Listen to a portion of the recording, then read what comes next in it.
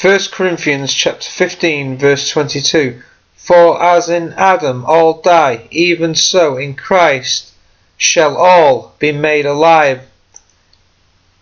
It is argued that since all men are born in Adam and therefore subject to death, the only way they can come out of the grave is to become in Christ, to be baptized into the name of Christ.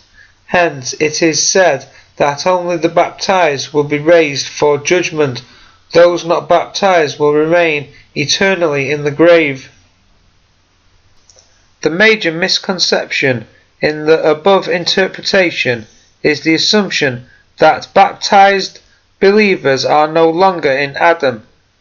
The mistaken belief of this assumption is evidenced by the fact that baptized believers still experience the pull of fleshly desires and are subject to death.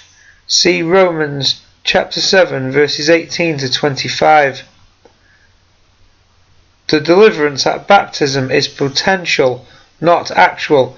It is not actual until believers are free from the law of sin and death.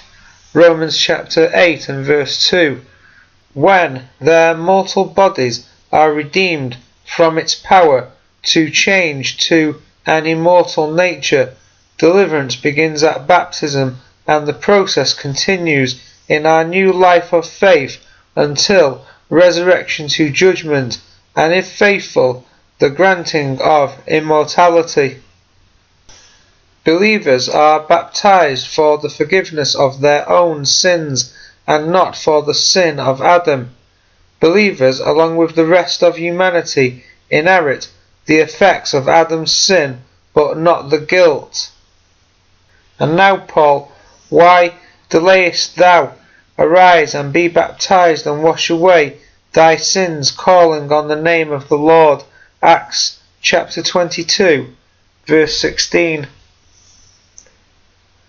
Baptism therefore cannot be the deciding factor by which God raises the dead, nor does he regard the Adamitic sentence of death as a barrier to his raising the unjustified dead.